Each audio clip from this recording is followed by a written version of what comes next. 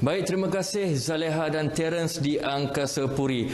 Dalam usaha kerajaan untuk membendung penularan wabak COVID-19 ini, Jabatan Tenaga Kerja Perlis juga menggalas tanggungjawab yang cukup besar untuk menetapkan SOP khas khusus buat para majikan yang menggajikan pekerja asing yang bekerja di negeri ini untuk mengawal kontak dan untuk mengelakkan berlakunya penularan wabak COVID-19 di antara mereka di tempat-tempat kerja misalnya. Namun, bagaimanakah pelaksanaan standard operasi yang harus dipatuhi oleh majikan yang menggajikan pekerja asing ini sepanjang tempoh PKPB ini sedang berlangsung. Jadi untuk mengetahui dengan lebih lanjut lagi, saya sekarang bersama dengan pengarah Jabatan Tenaga Kerja Perlis iaitu Tuan Iskandar Jasa yang ada bersama dengan kita pagi ini untuk memperincikan lebih lagi mengenai perkara ini. Assalamualaikum Tuan, apa khabar?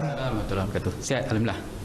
Baik, terima kasih sudi bersama dengan kami pagi ini. Baik Tuan, apakah garis panduan yang harus dipatuhi oleh majikan yang menggajikan pekerja asing ini sepanjang tempoh PKPB ini berlangsung? Silakan Tuan. Sepanjang tempoh PKPB ini, Kementerian Sumber Manusia telah mengeluarkan garis panduan yang untuk menyediakan SOP kepada majikan yang menyediakan penginapan kepada pekerja, khususnya pekerja asing.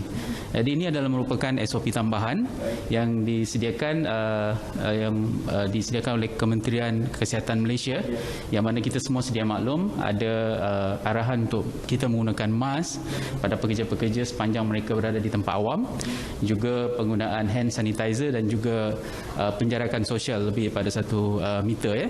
Jadi di bawah garis panduan yang ditetapkan oleh Kementerian Sumber, beberapa perkara yang perlu dipatuhi oleh majikan ialah seperti majikan perlu sentiasa memantau tahap kesihatan pekerja asing mereka, di mana majikan perlu memberi perhatian kepada pekerja-pekerja yang mempunyai wabak ni COVID-19 ni, gejala-gejala yang ada. Jadi mereka perlu mengambil dan merekodkan suhu badan pekerja mereka setiap hari di kawasan penginapan mereka. Dan bagi pekerja-pekerja yang mempunyai gejala COVID dan juga mempunyai suhu badan melebihi 37.5 darjah Celsius, mereka perlu diasingkan daripada pekerja-pekerja yang lain.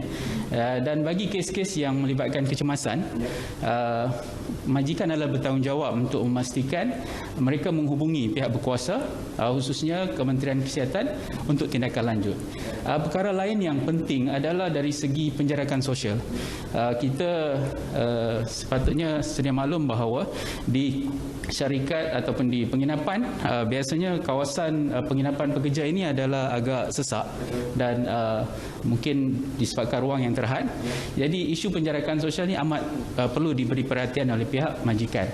Jadi majikan perlu memastikan bahawa tiada perhimpunan yang melibatkan ramai pekerja dari segi perhimpunan sosial seperti jamuan ataupun aktiviti sukan, riadah dan juga aktiviti-aktiviti keagamaan. Seterusnya ini juga penting dari segi kawalan pergerakan. Jadi pekerja ataupun majikan perlu mengawal pekerja asing mereka supaya mereka tidak bebas untuk keluar masuk di tempat penginapan mereka. Juga bagi orang awam ataupun pelawat, mereka juga perlu dipantau dan hanya mereka yang dibenarkan untuk masuk ke kawasan penginapan pekerja itu yang dibenarkan. Contohnya pihak penguatkuasa dan juga pegawai perubatan. Ya, dan seterusnya ini pada saya juga agak penting dan menjadi cabaran kepada majikan disebabkan kita sedia maklum bahawa pekerja asing ini datang daripada pelbagai negara sumber. Jadi mungkin budaya hidup mereka agak berbeza dengan masyarakat tempatan.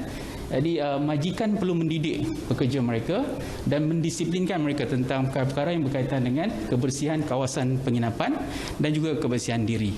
Saya fikir itu perkara-perkara yang penting yang ditetapkan di bawah SOP yang ditetapkan oleh Kementerian Sumber.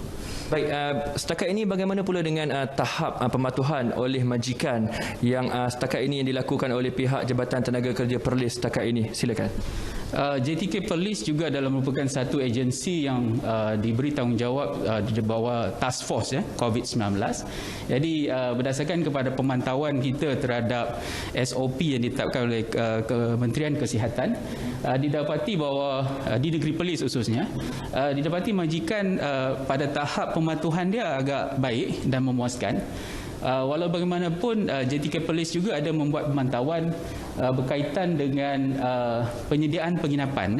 Jadi standard kemudahan yang mereka sediakan dan dari aspek kebersihan kawasan penginapan. Dan dari aspek ini kita dapati bahawa tahap pematuhan majikan masih di tahap yang rendah lah, dan masih banyak yang perlu diperbaiki.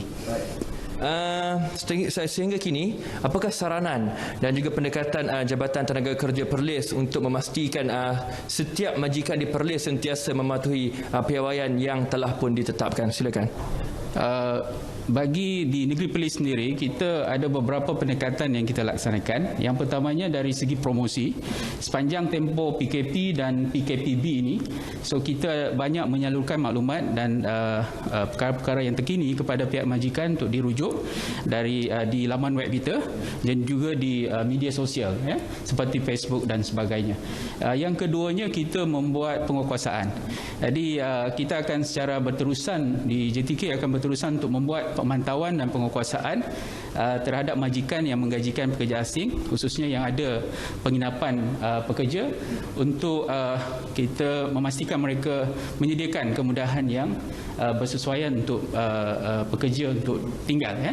Dan yang ketiganya, kita juga menjalankan tindakan punitif, yang mana bagi majikan yang gagal untuk mematuhi SOP yang ditetapkan, mereka akan diberikan amaran terlebih dahulu.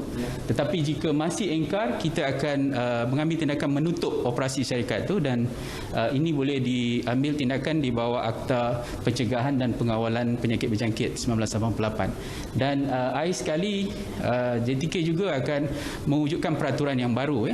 Jadi mulai 1 September 2020, JTK akan menguatkuasakan satu akta, iaitu Akta Standard Minimum Perumahan dan Kemudahan Pekerja Pindaan 2019, yang mana akta ini bagi memastikan majikan akan menyediakan kemudahan penginapan dan memastikan mengikut piawaian yang ditetapkan, dan aspek-aspek yang lain seperti kebersihan juga dititik beratkan.